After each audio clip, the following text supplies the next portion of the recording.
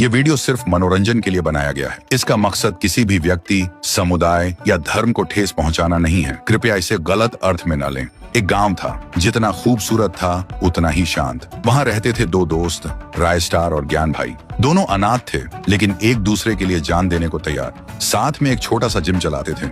गांव के लड़के वहां आके ट्रेनिंग लेते थे। और दूसरी तरफ एक और गांव में रहता था फाइट 444। उसके पास अपनी सेना थी, दुनिया के महंगे महंगे हथियार थे। उनमें सबसे महंगा था फाइटर जेट। वो इन सब से हर एक गांव को अपने कब्जे में लेता था। और अब फाइट 444 का टारगेट था वही गांव जहां राय स्टार और ज्ञान भाई रहते थे। एक दिन फाइट 444 ने अपनी सेना के साथ उस गांव पर हमला कर दिया। आसमान से मिसाइलें, जमीन पर गोलियां, हर तरफ सिर्फ धुआं और आग थी। गांव का हर इंसान घुटनों के बल बैठकर गांव के लिए भीख मांग रहा था। ज्ञान भाई भी वहां था। राय स्टार किसी काम से बाहर गया हुआ था।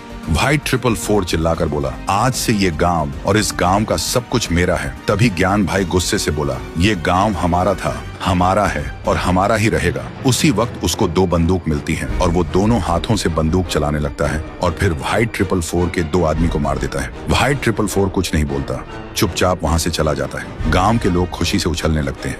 लेकिन उसी रात ज्ञान भाई राय स्टार को लेने जा रहा होता है। रास्ते में फाइट 444 का आदमी उसका रास्ता रोक देता है। ज्ञान भाई चौंकता है, बाइक का ब्रेक लगाता है। तभी पीछे से एक और आदमी आता है और ज्ञान भाई के सिर पर वार करता है। ज्ञान भाई वहीं गिर जाता है। अगली सुबह गांव में हलचल मच जाती है। गांव के बीच एक पेड़ से ज्ञान भाई की लाश लटकी मिलती है और उसकी छाती पे लिखा होता है, अब गांव मेरा है। जब राय स्टार को खबर मिलती है, वो भागते हुए आता है और ज्ञान भाई को देखते ही टूट जाता है और रोने लगता है।